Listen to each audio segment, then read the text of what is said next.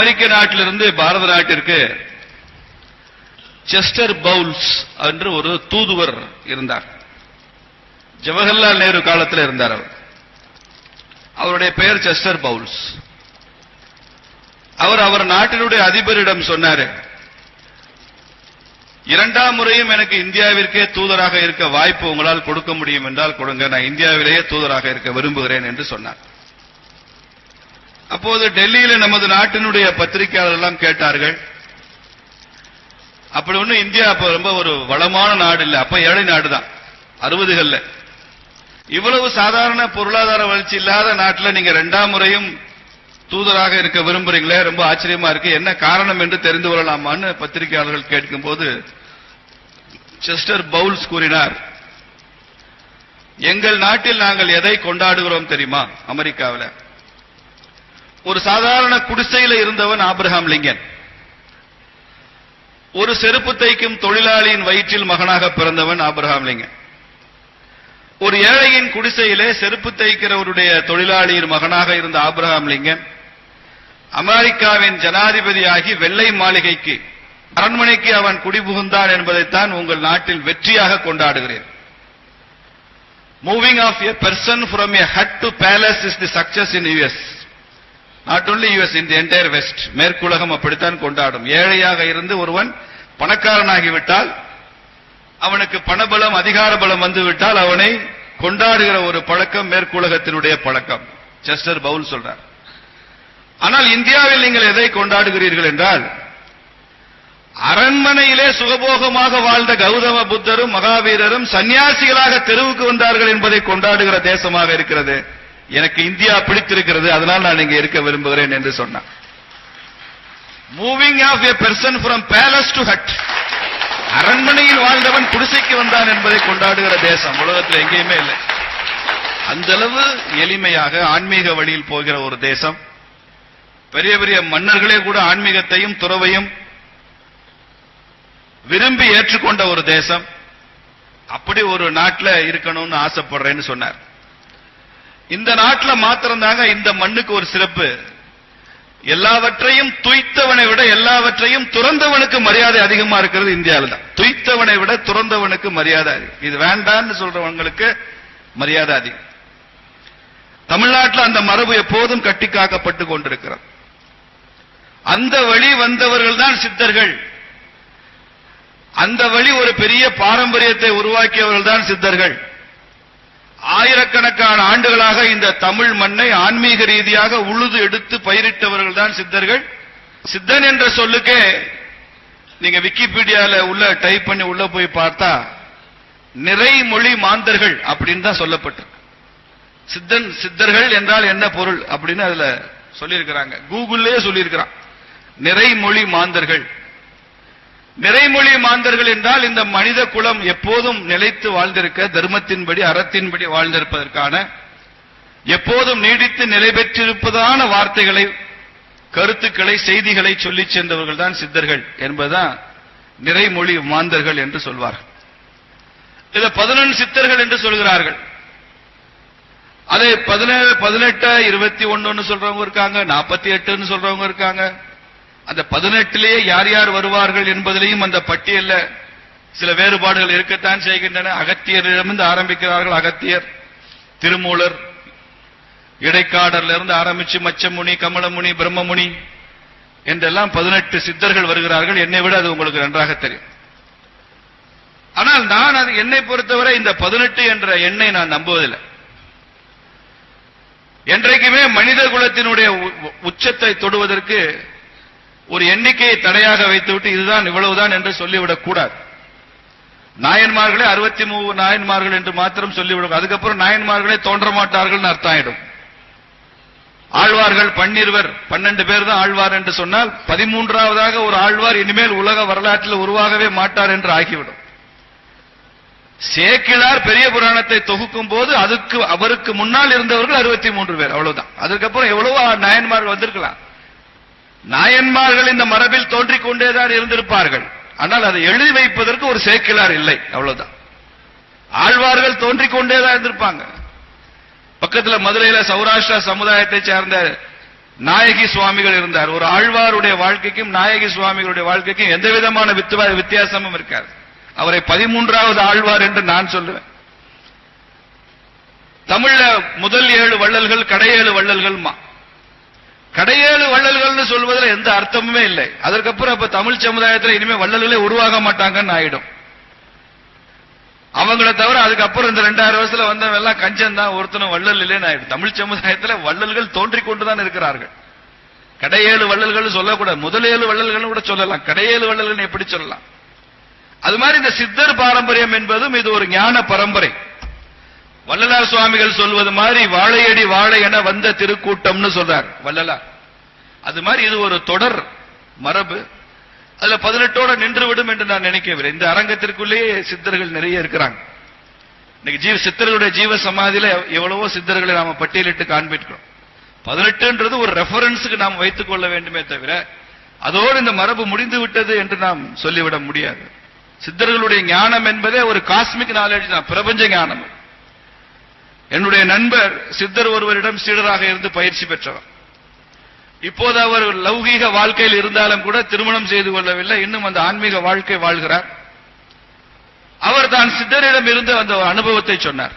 இப்போதும் அந்த அனுபவத்தை பகிர்ந்து கொள்வதில் நான் ஆசைப்படுறேன். பல சமயங்களில் அந்த சீடரை நிர்வாணமாக நிற்க சொல்வார். அழுக்கான குளத்து தண்ணீரா இருக்கும், அதை அள்ளி குடின்னு சொல்வார். நல்ல வெயில் அடிக்கிற பாறையில உடம்புல துணியே இல்லாம அந்த பாறையில வெயில்ல போய் படும்பார். திருச்செந்தூர் கோவில்ல அந்த வெளியில கடற்கரையை ஒட்டி இருக்கிற அந்த பிரகாரத்தில் பிச்சைக்காரர்கள் உட்கார்ந்து இருப்பாங்க, அவங்களோட உட்கார்ந்து நீயும் பிச்சை எடும்பார். அப்படியெல்லாம் நான் பயிற்சி பெற்று வந்திருக்கிறேன் என்று சொல்வார் அவர்.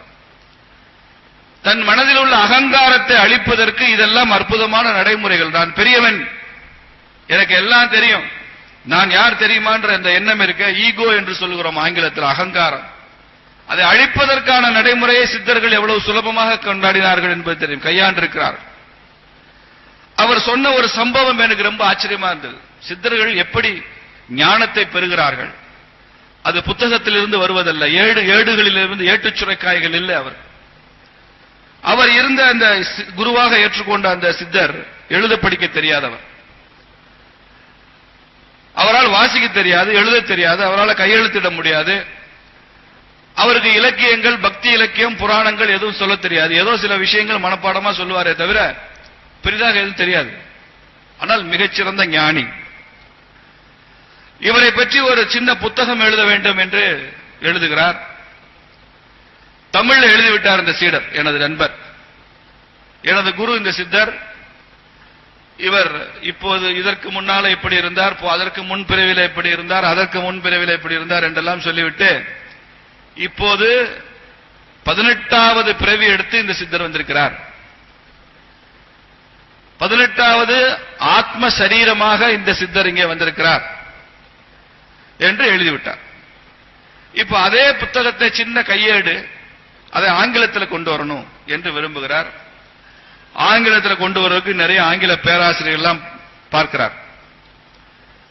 அதுல சொல்லியிருக்கிறாரு தமிழ்ல, இது 18வது திவ்ய சரீரம் அப்படின்னு சொல்லியிருக்கிறாரு தமிழ்ல. இந்த 18வது திவ்ய சரீரம் என்கிற வார்த்தையை ஆங்கிலத்தில் எப்படி சொல்வது என்று கேட்டால் நிறைய பேராசிரியர்களுக்கு அது தெரியல. ஆங்கில பேராசிரியர் திவ்ய 18வது திவ்ய சரீரம் எப்படி ஆங்கிலத்தில் சொல்றது? அந்த வார்த்தை இல்ல. 18th பாடின்னு சொல்ல முடியாது. அப்ப எப்படி சொல்வதுன்னு தெரியல. நீ என்னடா ரொம்ப கவலையிலே இருக்க, ஒரு மாதிரி யோசிச்சுட்டு இருக்கேன்னு குருநாதர் கேட்கிறார். அவர்கிட்டே போய் சொல்றாரு, நான் இந்த மாதிரி எழுதியிருக்கிறேன், இதை தமிழ்ல இருந்து ஆங்கிலத்தில் சொல்லணும், இது 18வது திவ்ய சரீரம்னு சொல்லணும், எப்படி சொல்றதுன்னு தெரியல, இந்த வேலையெல்லாம் உனக்கு எதுக்கு, போடா அப்படின்னு சொல்லி அனுப்பிச்சிட்டாரு. கொஞ்ச நாள் கழிச்சு, ஒரு மாதம் கழிச்சு அவரு சீடரை கூப்பிடுறாரு. எங்கேயோ புழுதியில, மண்ணுல காற்று அடித்து அடித்து ஒரு பழுப்பு நிறம் உள்ள ஒரு பழைய பேப்பர், ஒரு ஆங்கில பேப்பர், சின்னதா கைத்துண்டு அளவு இருக்கு, அது அந்த மண்ணில் புரண்டு புரண்டு எங்கிருந்தோ வந்துட்டே இருக்கு. இவர் சித்தர் அங்கே அமர்ந்திருக்கிறார். சீடனை அழைக்கிறார். நீ போய் அந்த தள்ளி நிக்குது பாரு, அந்த மண்ணில் ஒரு புழுதி பேப்பர் அடிச்சுக்கிட்டே வருது, அழுக்கான பேப்பர் வருது. ஆமா சாமி, அதை போய் எடுத்துட்டு வா. அதையே எடுக்க சொல்றாரு தெரியல, போய் எடுத்துட்டு வர்றாரு. அதுல என்ன இருக்கு? இவர் சொல்றாரு இங்கிலீஷ்ல இருக்கு, என்னமோ எழுதி இருக்கு. நீ அதுல வாசி. நீ என்கிட்ட ஒரு மாசத்துக்கு முன்னால கேட்டையில 18வது திவ்ய சரீரம்னா என்னன்னு இங்கிலீஷ் அதுல இருக்கு, அதை பாரு அப்படின்னு சொல்றாங்க. அதை வாசி பார்த்தா அது இன்னொரு ஒரு மகரிஷியை பத்தி ஒருத்தர் ஹிந்து பேப்பர்ல ஆங்கிலத்தில் எழுதின கட்டுரை. அது அந்த கட்டுரை கிழிஞ்சு அது பழைய பேப்பர் ஆயிடுச்சு, பல நாட்கள் ஆச்சு, பழுப்பு ஏறி போன பேப்பர். அது ஏதோ காத்துக்கு அடிச்சுட்டு வருது. அதை எடுத்து பார்த்தா அதுல இடையில ஒரு வார்த்தை இருக்கு, தி ஸ்பிரிச்சுவல் கார்போரல் ஃப்ரேம் அப்படின்னு ஒரு வார்த்தை இருக்கு. இந்த பாடி, இந்த உடலை பத்தி சொல்ற ஒரு வார்த்தை, தி ஸ்பிரிச்சுவல் கார்போரல் ஃப்ரேம் அப்படின்னு இருக்கு. இதை சொல்லி இருக்கிறார் அவர் சுவாமிகிட்ட. சுவாமிக்கு அதுக்கு இங்கிலீஷ்க்கு அர்த்தம் தெரியாது. அதுதான் நீ கேட்டதுக்கு சரியான வார்த்தை, அதை பயன்படுத்திக்கோ அப்படின்னு சொல்லிட்டாரு.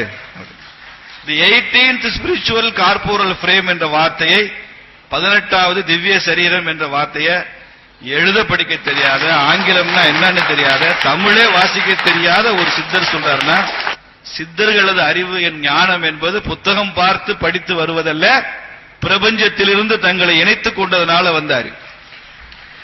அப்படிப்பட்ட அந்த ஞானம் இருக்கிறதுனால்தான் அவர்கள் இந்த உலக வாழ்க்கையை விட்டு எங்கேயோ ஒதுங்கி இருந்தாலும் கூட இந்த மக்களுக்கு தேவையான அத்துணை சாஸ்திரங்களையும் அவர்களால் சொல்ல முடிந்தது. இன்னைக்கு சித்தர்கள் இல்லை என்றால் மருத்துவ உலகமே இல்லை. இந்திய வரலாற்றில் மருத்துவமே இல்லை. மருத்துவ சாஸ்திரத்தை கற்றுக் கொடுத்தவர், கற்றறிந்தவர்கள் சித்தர்கள்.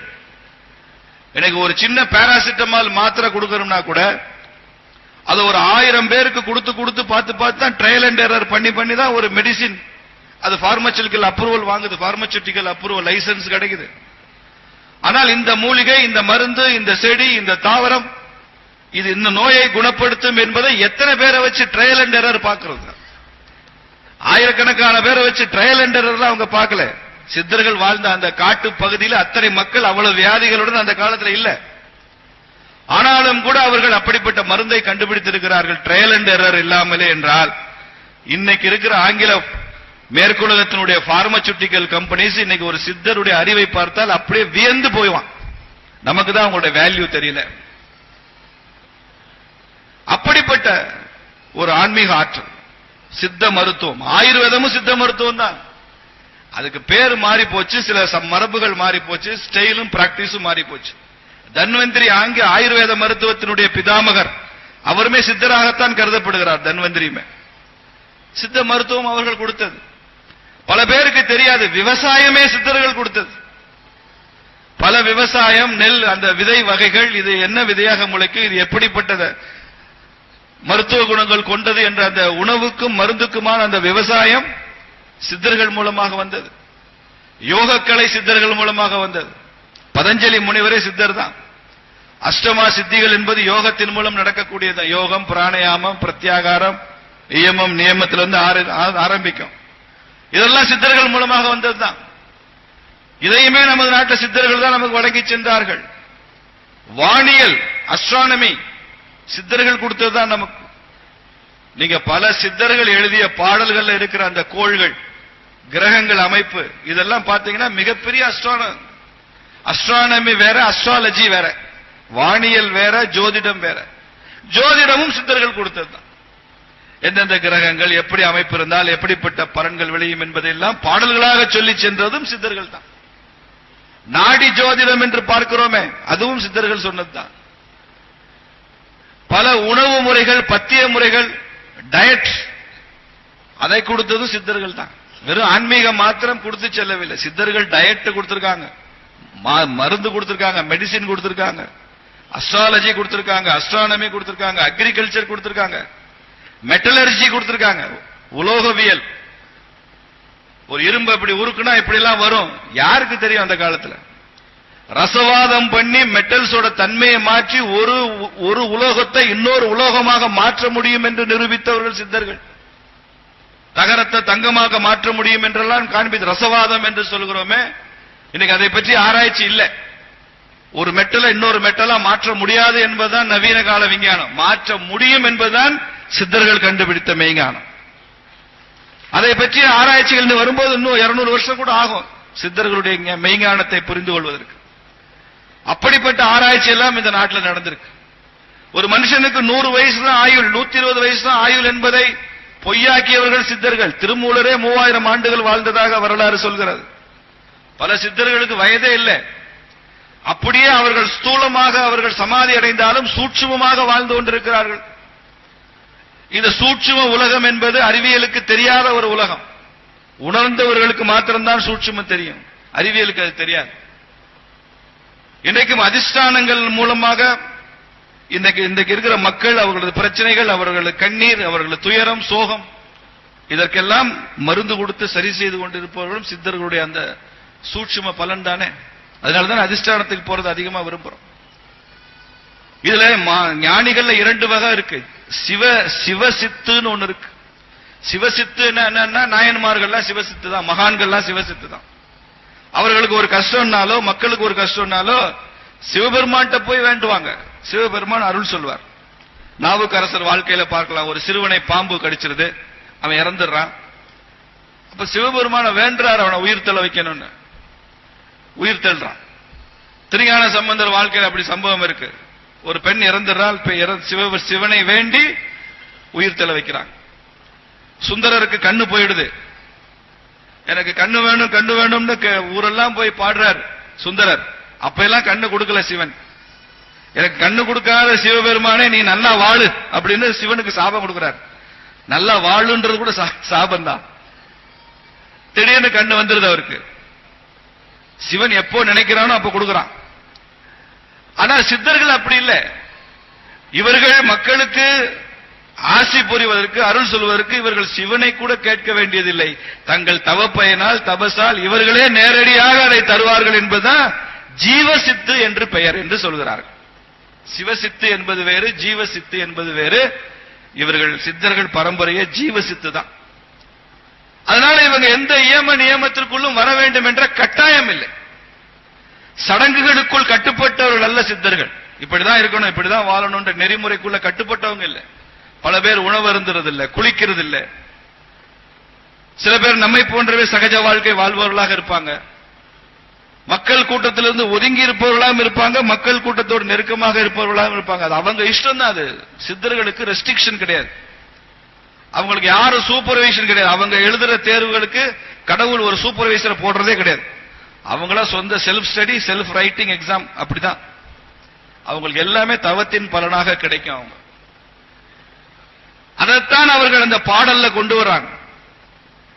ஒரு புகழ்பெற்ற பாடல் உங்களுக்கு தெரியும். உங்களுக்கு நட்டகல்ல தெய்வம் என்று நம்ம ஊர்ல நாத்திக சிந்தனை உள்ளவங்க அந்த பாட்டு பாடுவாங்க. நட்டகல்லை தெய்வம் என்று 4 புஷ்பம் சாட்சியே சுற்றி வந்து முணமுணவென்று சொல்லும் மந்திரம் ஏதடா அப்படின்னு சொல்லி பாடுவாங்க. பழைய காலத்துல பராசக்தி படத்துல கூட சிவாஜி கணேசன் இந்த பாட்டு பாடுவார். இது நாத்திகத்தை சொல்றதுக்காக. கல்ல நட்டு அதை நான் சுத்தி சுத்தி வந்து பூ போட்டு இதைத்தான் தெய்வம்னு கும்பிடுவாடா முட்டாளே அப்படின்னு அர்த்தம். ஆனால் இதை எழுதிய சித்தர் அடுத்த 2 வரி என்ன சொல்லியிருக்கிறாரு? நட்ட கல்லும் பேசுமோ நாதன் உள்ளிருக்கையில். நட்ட கல்லும் பேசுமோ நாதன் உள்ளிருக்கையில் பாடியிருக்க சித்தர். அந்த பாட்டு அந்த நாத்திக கூட்டம் மறைச்சிரும். அதை பத்தி சொல்லாதே. உன் நாதன் கடவுளே உனக்குள்ள இருக்கிறப்ப நீ ஏன் கல்ல கும்பிடுற? ஆங்கிலத்தில் 2 வார்த்தை இருக்கு, கோயிங் அகைன்ஸ்ட், கோயிங் அபவ். சித்தர்கள் தான் இந்த உடம்பையே ஏத்துக்கலையே. பிறகே சித்த மருத்துவம் இந்த உடம்பு கொண்டு வந்தாங்க. இந்த உடம்பே நிலையாததுன்னு தானே சொன்னாங்க.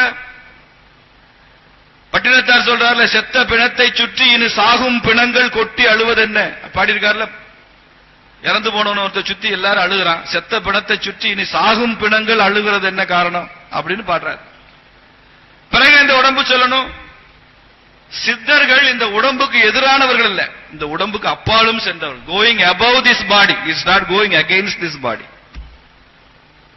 சித்தர்கள் பெண்களை பத்தி ரொம்ப குறைச்சு பேசியிருக்கிறாங்க. பல இடங்கள்ல பெண்களை பழிச்சு பாடிருக்காங்க. அதெல்லாம் இல்ல. They are going above this விமென்ஹுட்.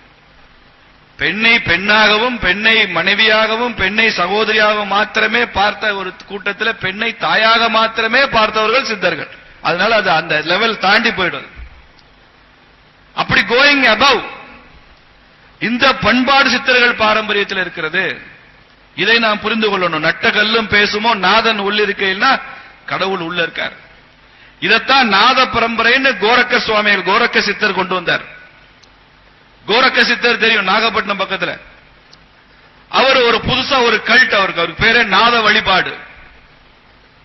நாத வழிபாடு அதுதான் அந்த நாதன் உள்ளிருக்கைங்கிறதா நாத வழிபாடு.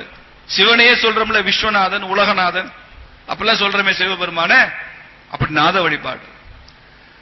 கோரக்க சித்தருடைய தவ பயன் எப்படி இருந்தது, அவருடைய தவப்பனுடைய தாக்கம் ஒட்டுமொத்த பாரத நாடே நாத வழிபாட்டை ஏற்றுக்கொள்கிற அளவிற்கு போய் உத்தரப்பிரதேசம் பூரா அந்த நாதர் கல்ட் பரவி நேபாளம் வரைக்கும் அந்த நாத வழிபாடு போய் போச்சு. அப்படி வந்த அந்த கோரக்நாத் சுவாமியுடைய அந்த ஒரு மடம் தான் இன்னைக்கு உத்தரப்பிரதேசனுடைய மிகப்பெரிய மடமாக இருக்கிற கோரக்பூர். அந்த கோரக்பூர் மடத்தினுடைய மடாதிபதியாக இருந்தவர் தான் இன்னைக்கு உத்தரப்பிரதேசனுடைய முதல்வராக இருக்கிற கோரக்பூர் மகன் அவேத்நாத்தினுடைய அடுத்த வாரிசு யோகி ஆதித்யநாத். இன்னைக்கு உத்தரப்பிரதேச முதல்வர் யோகி ஆதித்யநாத் தமிழ்நாட்டிலிருந்து போன கோரக்நாத் சுவாமிகள் சித்தருடைய பாரம்பரியத்தில் வந்த அந்த நாத வழிபாட்டினுடைய சம்பிரதாயத்திலிருந்து வந்தவர். அதேதான் அப்படியே நேபாளம் வரைக்கும் போய் பசுபதிநாதர் என்று வந்து பசுபதிநாத் கோவில் என்பது நேபாளத்தில் இருக்கு. இந்த கோரக்க சித்தருடைய புகழ் எந்த அளவு பரவியதுன்னா, இன்னைக்கு நேபாளத்தில் இருக்கிற கூர்க்கர்கள் சொல்றமே, கூர்க்கர்கள் என்பவர்கள் அன்னைக்கு தங்களை தாங்களே கோரக்கர்கள் என்று அழைத்துக் கொண்டவர்கள் அவர்கள். அதுதான் பின்னால கூர்க்கர்கள் என்று மாறியது. தமிழ்நாட்டின் ஆன்மீகத்தை ஒட்டுமொத்த தேசமும் தொழுதது என்பதை இந்த கூட்டத்தில் நான் பதிவு செய்தே தீர வேண்டும். அப்படிப்பட்ட சித்தர்கள் இருந்திருக்கிறாங்க. இதை நாங்கள் உத்தரப்பிரதேச முதல்வர் அவர்களை சந்தித்த போது அவர்கிட்டே சொன்னோம், கோரக்நாத் தமிழ்நாட்டிலிருந்து வந்த கோரக்நாத் சுவாமிகள், உங்களுக்கும் தமிழ்நாட்டுக்கும் பெரிய ஆன்மீக தொடர்பு இருக்கு. இது அரசியல் கடந்த ஆன்மீகம், இது சித்தர்கள் உருவாக்கி கொடுத்த ஆன்மீகம் இந்த தேசத்தை இணைக்கிறது என்று சொன்ன போது அவருக்கு அவ்வளவு சந்தோஷம். அவருக்கு அந்த கதையெல்லாம் தெரிஞ்சிருக்கு. தமிழ்நாட்டிலிருந்து வந்த கோரக்நாத் சித்தர் மூலமா தான் கோரக்பூர் என்ற ஊரே உருவாச்சு என்பது தெரிந்திருக்கிறது. அப்படி ஒரு ஆன்மீகத்தின் அடிப்படையில் இந்த தேசம் இருக்கு. ஆங்கிலத்தில் ஒரு வார்த்தை சொல்றாங்க, பயோடைவர்சிட்டி, உயிரியல் பன்மை அப்படின்னு சொல்றாங்க. உயிரியல் பன்மைனா, நீங்க மதுரையில இருந்து இப்ப அழகர் கோயில் வந்து 15 கிலோமீட்டர். இந்த 15 கிலோமீட்டர் ஒரு தடவை கனடால இருந்து வந்த ஒரு பேராசிரியரோட நானும் அழகர் கோயில் பார்க்கணும்னு சொன்னாரு, போனேன். அவரு அந்த நாட்டுக்காரர், கன்னட நாட்டுக்காரர், வெள்ளக்காரர். அவரோட கார்ல போறப்போ கொஞ்சம் மெதுவா போங்க, காரை மெதுவா ஓட்டுங்க, ஒரு 20 கிலோமீட்டருக்கு மேல போக வேண்டாம். ரொம்ப ஆச்சரியமா இருந்தது. நம்ம ஊர்ல கார் எடுத்தா என்ன வேகமா 120ல போக சொல்லுவோம், அவர் வெறும் 20ல போக சொன்னார். ஏசி எல்லாம் ஆஃப் பண்ணிட்டு கண்ணாடி இறக்கி விட்டாரு. ஒவ்வொரு மரம் செடி கொடியா பார்த்துட்டே வந்தார், மெதுவா போகும். அவருக்கு ஆச்சரியம் தாங்கல. இந்த கோவில் எத்தனை கிலோமீட்டர் இருக்குன்னு கேட்டாரு. 15 கிலோமீட்டர் இருக்கு. 15 கிலோமீட்டர் தூரத்துக்குள்ள நான் வரும் வழியெல்லாம் பார்க்கிறேன், எல்லா மரத்தோட பேரு, செடி கொடி தாவரம் புல்லு எல்லாத்துக்கும் பேர் பொட்டானிக்கல் நேம் எழுதுனா கிட்டத்தட்ட ஒரு 20,000 செடி கொடிகள் வகைகள் இருக்கு இந்த 15 கிலோமீட்டருக்குள்ள இருக்கும். இதுதான் பயோடைவர்சிட்டி. ஒரு குறிப்பிட்ட நிலப்பரப்புக்குள்ள ஆயிரக்கணக்கான வகையில, லட்சக்கணக்கான வகையில செடி கொடிகள் தாவரங்கள், பூச்சி வகைகள், புழு வகைகள்ல 3 லட்சம் பூச்சி வகைகள் இந்தியாவில் இருக்கு. வேற எந்த நாட்டிலும் இவ்வளவு வகையான பூச்சிகள் கிடையாது, புழு இனங்கள் கிடையாது, தாவரங்கள் கிடையாது. அவர் சொல்றாரு, நீங்க இங்கிலாந்துலயோ கனடாவிலயோ இப்ப லண்டன்ல இருந்து ஒரு காரை எடுத்துக்கிட்டு இங்க 15 கிலோமீட்டர்லங்க 150 கிலோமீட்டர் போங்க, எங்கே பார்த்தாலும் ஒரே புல்லுதான் இருக்கும். எங்கே பார்த்தாலும் இந்த பைன், ஓக், இந்த மாதிரி ஒரு 4-5 வகை மரங்கள் தான் இருக்கும், வேற ஒண்ணும் இருக்காது. பயோடைவர்சிட்டி அங்கே சாத்தியமே இல்லை. உயிரியல் பன்மை என்பது சாத்தியம் இல்லை. இந்த மாதிரி இவ்வளவு வெரைட்டி, இத்தனை லட்சக்கணக்கான வகைகள் எங்க நாட்டில் பார்க்கவே முடியாது. உங்க ஊர்ல அப்படி பயோடைவர்சிட்டி இருக்கு அப்படின்னு சொன்னார். நான் அப்ப சொன்னேன், இது பயோடைவர்சிட்டி என்பதை சொல்கிறீர்கள், எங்க நாட்டில் தான் தியோடைவர்சிட்டி இருக்குன்னு சொன்னேன். தியோடைவர்சிட்டினா THEO, தியோ, சமய ரீதியான ஆன்மீக ரீதியான, தியாலஜினா ஆன்மீகம், மெய்யல். இந்த டைவர்சிட்டியும் இந்த பன்மையும் இந்த நாட்டில் தான் இருக்கிறது. நீ கடவுளை எப்படி வேண்டுமானாலும் வணங்கலாம், எந்த சம்பிரதாயத்தையும் நீ ஏற்றுக்கொள்ளலாம். உன் குடும்பமே ஒரு சம்பிரதாயத்தை ஏற்றுக்கொண்டாலும் நீ ஒரு புதிய சம்பிரதாயத்தை உருவாக்கலாம். இந்த மழைப்படி இப்படித்தான், இந்த புத்தகம் தான் நீ வாசிக்க வேண்டும் என்ற கட்டாயம் இந்த மண்ணில் இல்லை. கடவுளை நீ ஆணா ஏற்றுக்கொள்ளலாம், பெண்ணா ஏற்றுக்கொள்ளலாம், தாயாக ஏற்றுக்கொள்ளலாம், தந்தையாக ஏற்றுக்கொள்ளலாம். மகாகவி பாரதியார் கடவுளை தன் காதலியாக வச்சிருந்தார். கண்ணம்மான்னு காதலியா வச்சுக்கிட்டார். கண்ணனை தான் வேலைக்காரனா வச்சிருந்தார் மகாகவி பாரதி. கண்ணன் என் வேலைக்காரன் சொன்னார், கண்ணன் என் நண்பன் சொன்னார், கண்ணன் என் குருன்னு சொன்னார். இப்படி எல்லா வகையிலையும் கடவுளை கையாளலாம். புதிய புதிய கல்ட் இங்க உருவாகிட்டே இருக்கும். இதுல ஒன்றுக்கொன்று முரண்பாடு என்று அர்த்தம் அல்ல, ஒன்றுக்கொன்று உடன்பாடு தான். அல்டிமேட்டா நம்ம போற இடம் இதுதான் என்று தெரியும். அந்த அளவுக்கு இங்க சுதந்திரம் உண்டு. ஆன்மீக சுதந்திரம் இந்த நாட்டில் தான் உண்டு. எல்லாவற்றையும் என் ஆண்டவன் ஏற்றுக்கொள்வான் என்கிற எண்ணம் இந்த நாட்டில் தான் உண்டு. அப்படி பயோடைவர்சிட்டி மாத்திரமல்ல, இந்த பாரத மண்ணில் தியோடைவர்சிட்டியும் இருக்கிறது. எல்லாவற்றையும் ஏற்றுக்கொள்கிற பண்பாடு இந்த மண்ணில் இருக்கிறது என்று சொன்னபோது அவரும் கொஞ்சம் ஆச்சரியப்பட்டார். இந்த கருத்தை நான் வெளியில சொல்றேன்னு சொன்னார். அது மாதிரி இந்த சித்தர்கள் வாழ்வியல், சித்தர்கள் முறை, சித்தர்கள் தத்துவம், சித்தர்களது செய்தி இன்னும் சூட்சமமாக சித்தர்கள் இன்னும் நமக்கு கொடுக்குது. இந்த அருள் பாலித்துக் கொண்டிருக்கிற இந்த முறையெல்லாம் இருக்க, இது தியோடைவர்சிட்டி. இது இந்த நாட்டில் தான் நடக்கும். வேற எந்த நாட்டிலையும் இந்த மாதிரி சுதந்திரத்துக்கு அனுமதியே இல்லை, அனுமதியே இல்லை. இந்தியா பூரா காவி கட்டியிருப்பாங்க. தமிழ்நாட்டில் மாத்திரம் தான் இந்த மரபுல வெள்ளை வேஷ்டி கட்டியிருப்பாங்க. வெள்ளாடை வேந்தர்களாக இங்க இருப்பாங்க, வெள்ளாடை துறவிகளாக இருப்பாங்க. ராமலிங்க வள்ளல் பெருமான் வெள்ளாடையில இருந்தார். இங்க இருக்கிற எல்லாரும் வெள்ளாடையில இருக்கிறீங்க. உங்களை பார்க்கும்போது எனக்கு அவ்வளவு மகிழ்ச்சியா இருக்கு. இது அரசியல் வெள்ளாடை, இதுக்கு அதுக்கு சம்பந்தம் இல்லை. இது ஆன்மீக வெள்ளாடையாக இருக்கிறீர்கள். இது நம்ம தமிழ் மரபு. ஆனால் இந்த ஒன்றுக்கொன்று முரண்பாடு இல்லை. இதே வெள்ளையாடையோடு இந்த தாவோ சுவாமிகள், பிரம்மஸ்ரீ தாவோ அவர்கள் நீங்க கைலாசத்துக்கு போனாலும் அங்கே காவி கட்டிய ஒருவருக்கு என்ன மரியாதை கிடைக்குமோ, முக்கியத்துவம் கொடுக்குமோ, அந்த மரியாதை இவர் ஆன்மீக மகான் என்பதால் இவருக்கு அந்த முக்கியத்துவத்தை கொடுக்கத்தான் செய்வாங்க. அந்த மரபு, இந்த ஆன்மீகத்தை இந்த தேசத்தில் நாம் எப்போதும் போற்றி எடுக்கணும். அதற்கு இந்த சித்தர்கள் மாநாடு உதவிகரமாக இருக்கும். இது உலகத்திற்கு வழிகாட்டக்கூடியதா இருக்கும். இதையெல்லாம் நாம் அதிகம் ஆங்கிலத்தில் கொண்டு வரோம். இன்னைக்கு என்ன பிரச்சனைனா, இதெல்லாம் தெரிந்தவர்கள் தமிழ் மட்டுமே தெரிந்தவர்களாக பல பேர் இருக்கிறாங்க. மரணமில்லா பெருவாழ்வுன்னு வள்ளல் சுவாமிகளுடைய ஒரு கருத்து. அதை பற்றி ஒரு கூட்டத்தில் ஒருத்தர் பேசியிருக்கிறப்ப சொன்னாரு, இது ஹார்வர்டு யூனிவர்சிட்டியில நாங்க சொல்லணும்னா வள்ளலார் சுவாமிகள் எதை மரணமில்லா பெருவாழ்வுன்னு சொல்றார் என்று ஆங்கிலத்தில் இதை நன்றாக சொல்ல தெரிந்தவர்கள் இருக்காங்களான்னு கேட்டார். அப்போ எனக்கு தெரிந்த அறிவை வைத்துக் கொண்டு விசாரித்ததுல யாருமே இல்லை. இப்ப ஒரு நிறைய இருக்கலாம். அப்போ அவங்க என்ன எதிர்பார்க்கிறாங்கன்னா, மேற்குலகம் என்ன எதிர்பார்க்கிறது, இந்தியாவின் சிறப்பு என்ன, தமிழின் சிறப்பு என்ன, தமிழர்களுடைய தத்துவம் என்ன, சைவ சித்தாந்தம் என்ன சொல்கிறது, சிவஞான போதம் என்ன சொல்கிறது, சித்தர்களுடைய மரபும் வாழ்வியலும் எப்படியெல்லாம் இருக்கிறது, இதையெல்லாம் இன்னைக்கு வெளிநாடுகளும் வெளிநாட்டில் படிக்கிறவங்களும் அந்த நாட்டு மக்களுக்கும் தெரிந்து கொள்ள வேண்டும் என்றால் இதை அவர்கள் புரியும் மொழியில் நாம் அவர்களுக்கு சொல்லித்தான் ஆகணும்.